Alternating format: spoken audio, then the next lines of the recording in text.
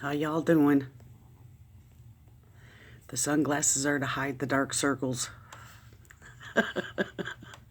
The hairdo is not normal.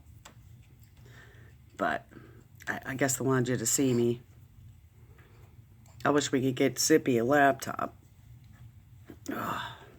I had gotten one from a pawn shop. It's a cheapo. Compared to what I used to have, it was just such a nice one. It was HP and it lasted a pretty long time. Like, I think 15 years. Crazy, huh? Thank you for the comments on my videos.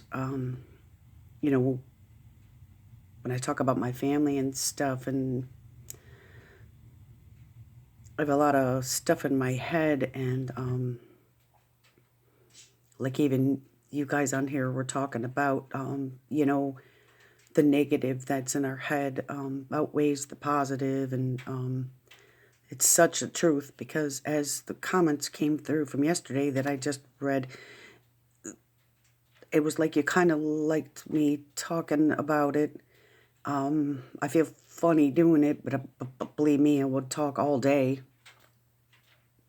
The reason why I do feel funny about it, though, is because that if somebody sees it, and then I'm going to have all that on me again, because the attacking from the family and the accusing and the,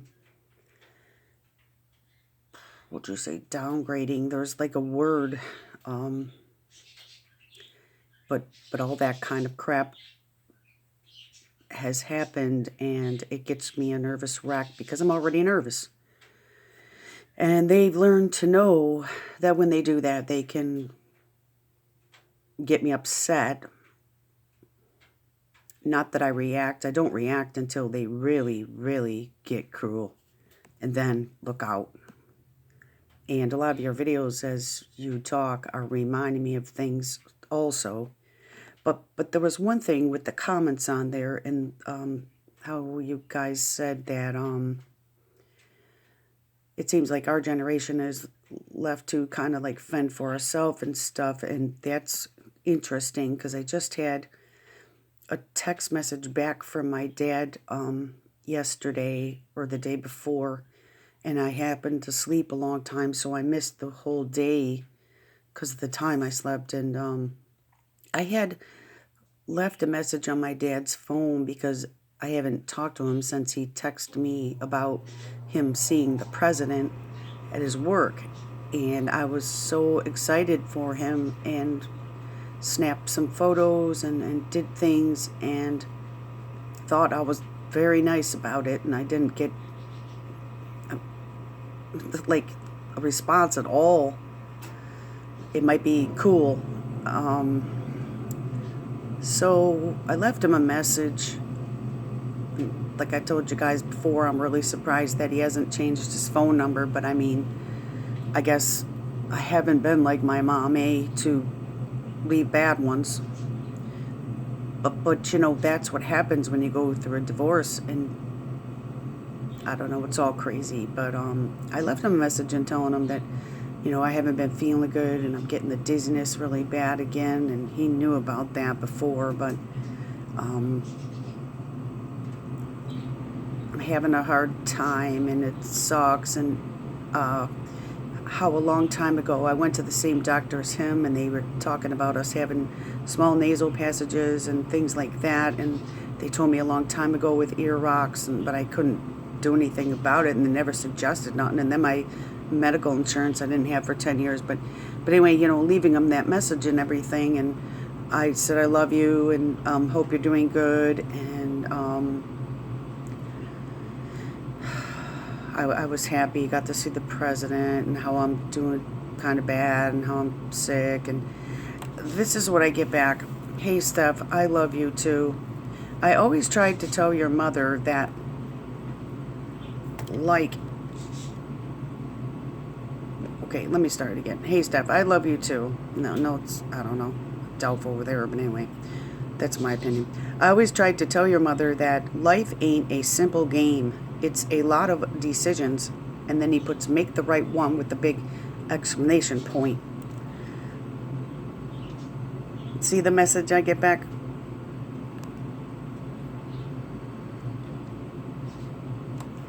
What I feel like telling him back, because he just gets me like aggravated. It's like, anything I can do for them, him and my brother, is fine. But, a simple talk is too much to ask from them. And that's the response. But what got me going is every time I would be around my dad or my brother back then, like 7 years ago. That's the last time I'd been to their house, I believe. They lived together, but it was always be my dad would bring up my mom, and he would yak about it. And what it always was putting my mom down, and like I can't really recall, but he would always blame her that it was my mom's fault. And now this is the first time since my mom has died, because I hadn't talked to them in all those years, except my brother on the phone real quick when my mom died, but that wasn't good. And so the response now after my mom has passed is that I wondered how he was going to react since my mom is gone. Even though they're divorced, I did wonder if he had any sympathy or anything, but it don't really seem like he slammed her. But I always tried to tell your mother that life ain't a simple game. And it kind of pisses me off that he writes the word game, because he has always thought everything is a game. I know that life feels like a game. It is like that, but I guess I thought with family that you could trust the family more, that they're not playing a game. But my dad has always been one to believe that I am playing a game, and so is my mom. It was like, also, he would always blame my mom. What, did you talk to your sister today or something? And she never could have her own feelings. It was always that someone else put them into her mind. He didn't trust her feelings or her words. I don't know. It's just, I know, like, if I say it straight out, I'm not happy with his response. Okay. But I know that we can't control people and what they say and everything else. And believe me, I don't want to. It's just that you would think they would have more sympathy or something. Like, he never even mentioned what I said about being sick. He never mentioned nothing like that. He just throws something about my mom. And now, I always used to get accused when I went there. They would use this same thing all the time and tell me I always brought up my mom. And I never brought up my mom. Why would I bring up my mom when I know they're divorced? Why would I do any of that crap? And I even started paying attention really badly, close to myself. That's what these type of people will make you always look into yourself and wonder, what am I doing wrong? What did I say? And they used to accuse me so much that that's when I went to that dissociation thing, to where